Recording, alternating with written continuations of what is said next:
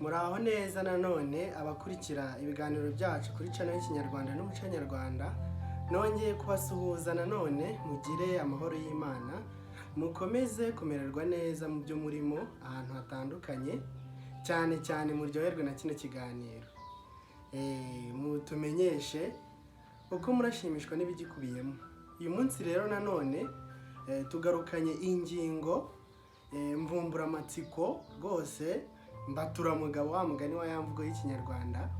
Tugiye kuganira ku ngingo ishishikaje nanone. Mu biganiro byacu byabanje twigeze kugaruka ku bisobanuro by'amazina y'Ikinyarwanda atandukanye, twabonye menshi. Icyo kiganiro kiri kuri channel yacu, ushobora kureba ku kirahure cy'igikoresho urimo gukoresha aho hejuru, ugakanda kuri link ikujyana kuri icyo kiganiro kugira ngo usobanukirwe ayo mazina. Kubera ko rero hari amazina menshi cyane y'Ikinyarwanda atandukanye, uyu munsi twifuje kugaruka ku yandi mazina. Uyu munsi turongera andi mazina kugira ngo nayo dusobanukirwe icyo avuga. Twagiye tubisabwa n'abakunzi bacu n'abadukurikira. Mbere yuko ariko ntangira, hari umukunzi wacu wadusabye kuzasobanura izina ibihame, rikunze kuvuga ngo ibihame by'Imana. Turacyarimo gukora ubushakashatsi, ni ubwa mbere nari mbyumvise. Ndacyarimo gukora ubushakashatsi, mbaza abakuru, mbaza abazi byinshi cyane kurushaho ku bijyanye n'Ikinyarwanda ndetse n'umuco nyarwanda. Niba wowe udukurikiye hari icyo wabuze kuri iryo zina, watumenyesha muri comment kugira ngo dufashe uwo muvandimwe abashe kumenya icyo risobanura. Ni ukungurana ubumenyi, kuko ururimi urarwiga ukarinda usaza. Tudatinze rero tugiye gutangira. Turareba amazina arimo nkwaya, nanone hari abitwa ba Gakwaya cyangwa Nyirinkwaya. Turasobanukirwa icyo iryo zina rivuga. Turareba kandi izina Ngoga, ese iryo zina rishatse kuvuga iki. Turasobanura izina Gisa, hari abantu bitwa ba Gisa benshi nzi, nawe wenda waba ubazi. Turasobanura nanone izina Mushongore cyangwa se Munyenshongore. Iri zina ndarizi, njyewe ise wa sogokuru, ise wa sogokuruza yitwaga Mushongore. Urumva ko rero ni izina nzi cyane. Wenda nawe ushobora kubuza umuntu witwa atyo cyangwa se akitwa Munyenshongore. Ayo mazina turayasobanura. Turasobanura nanone izina Rwasa, turebe icyo risobanura. Turasobanura kandi izina Rwabugiri. Iri zina ryamenyekanye cyane ku mwami w'icyatwa w'u Rwanda, Kigeli wa kane Rwabugiri. Turasobanura nanone izina Butorano cyangwa se Gatorano. Ni izina abanyarwanda bamwe bitwa. Mu minsi ishize nahuye n'umusaza witwa Gatorano, ubwo naryo ni izina twagarukaho. Turagaruka kandi ku izina Cyusa, tumenye ngo ese iyo umuntu yitwa Cyusa mu Kinyarwanda biba bishatse kuvuga iki, bisobanura iki, niki gituma bita umwana Cyusa. Turasoza rero tureba izina Cyiza, naryo rikunze kwitwa abantu benshi mu Kinyarwanda. Tudatinze reka duhere ku izina Nkwaya cyangwa se nanone Gakwaya cyangwa na Nyirinkwaya. Ubundi inkwaya ni umuheto mu rurimi rw'Ikinyarwanda.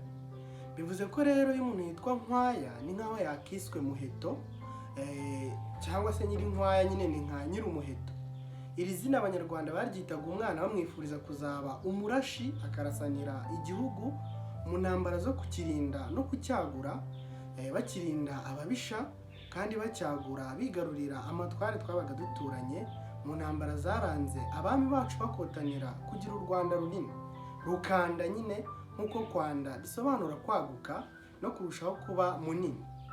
Ubwo rero rwose izina Nkwaya rikaba ryarifurizaga umwana w'umuhungu baryise kuzaba umurashi, kuzaba umurasanyi, akarwanira u Rwanda. Nicyo ngicyo rero iryo zina risobanura.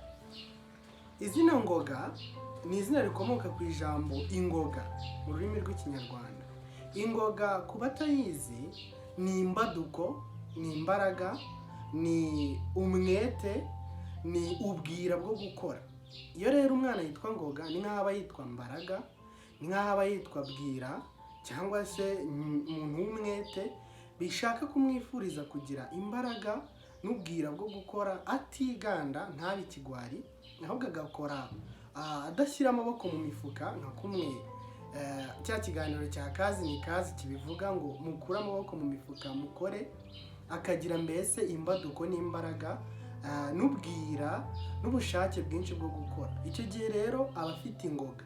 Kera nkiri umwana nakundaga kumva mama aguha nk'akarimo ati gira n'ingoga, no kuvuga bikorana imbaraga, bikorana imbaduko, nta bunebwe bikoranye, nta kugenda gake. Nicyo rero izina ngoga risobanura. Hari umuntu w'umukunzi wacu dukurikira wansabye kuzasobanura izina ngoga, yitwa ngoga. Nizere ko ubyumvise ndetse n'abandi bose babyitwa cyangwa se batari babizi. Reka turebe kandi nanone ku izina gisa. Gisa ni izina rihabwa akenshi abana b'abahungu. Njye nta muntu nzi w'umukobwa cyangwa umugore witwa Gisa. Niba umuzi wowe wenda watubwira tukaganira, ariko njyewe ndizi ku bagabo n'abahungu gusa. Izina Gisa rero ubundi barivuga rihinnye, ubundi rishaka kuvuga gisa na se. Icyo rero bavuga nta kindi ni ikibondo. Ikibondo kikaba umwana muto, umwana uteruwe. Baba bashaka kuvuga ko icyo kibondo gisa na se. Bati iki kibondo gisa na se, ni mu cyite Gisa. Iri zina rero ni izina ababyeyi bita umwana w'umuhungu bakunze, cyane cyane uw'imfura, bashaka kumwifuriza kumera nk'ababyeyi be, haba ku isura ndetse no mu mico n'imyifatire. Bati Gisa, gisa na se. Nicyo ngicyo rero iryo zina risobanura mu rurimi rw'ikinyarwanda. Twavuga kandi izina Mushongore ndetse na Munyenshongore. Iri ni izina akenshi naryo ry'abagabo, rikomoka ku ijambo ubushongore, naryo rifitanye isano n'irindi igishongore. Ubundi ubushongore ni uburanga n'ubwiza bw'inyuma ku mubiri bugaragarira mu ko umuntu ameze, akaba asa neza, abereye ijisho, kandi rwose ashamaje, ateye amabengeza. Uburanga bwe bukarangaza abamukanurira amaso, bakavuga bati uyu muntu koko ni igishongore. Ubushongore rero bukaba ubwo bwiza, uko kuba umuntu asa neza kandi afite uburanga bushamadura amutereyeho akajisho bose. Mushongore rero ni nko kuvuga umuntu mwiza, umuntu w'umunyaburanga, umuntu rwose usa na bike. Na Munyenshongore bigasobanura bityo, ni ukuvuga umuntu mwiza cyane, ufite igihagararo gishimishije, haba uko agaragara ndetse n'uko ateye, akaba koko ari igishongore. Iri jambo rikunze gukoreshwa ku bakobwa bavuga ngo umukobwa w'igishongore, ariko muri rusange rivuga ubwiza n'uburanga bushimishije, bushamaje, bugaragara inyuma ku isura y'umuntu. Nicyo ngicyo rero iryo zina Mushongore ndetse na Munyenshongore asobanura. Twareba kandi izina Rwasa. Rwasa nyine narimenye bwa mbere kuri nyakwigendera, umwe wakinaga filimi nyarwanda akaza gupfa muri 2019, nibwo bwa mbere nari ndyumvise.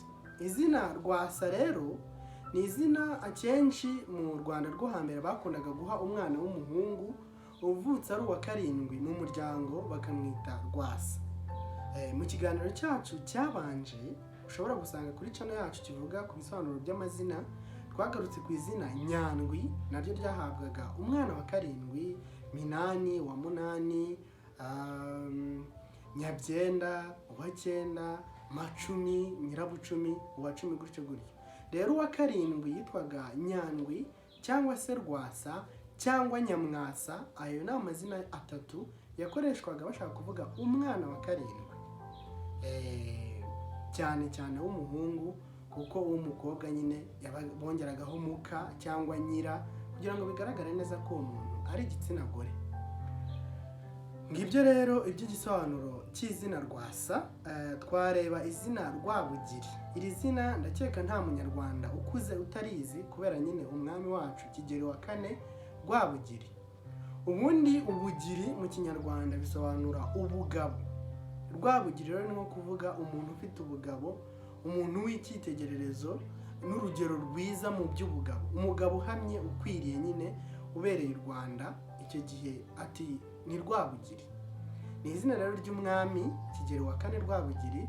amateka y'uko yaje kuryitwa ngo yariguranye n'umushumba yasanze aragiye nk'ahantu akitwa Sezisoni. Nuko ngo aramubaza ati witwa ndesha, undi ati nitwa Rwabugiri Nyagasani. Nuko ati ukitwa Rwabugiri wowe? Nuko ngo ahita amuguranira amwita Sezisoni, aba ari we witwa Rwabugiri umwami nyine guhera ubwo ngubwo. Ni izina rero ryiza cyane rivuga ubugabo. Twavuga kandi izina Butorano, nanone bajya bavuga ngo Gatorano. Butorano rero ni izina rifite ibisobanuro byinshi mu mateka y'imyitire mu Kinyarwanda. Akenshi iri zina baryitaga umwana batoraguye. Hari ubwo ababyeyi b'ibisimba, kuko nabo babaho, ntabwo bose ari beza, babyara umwana bakihekura bakamujugunya.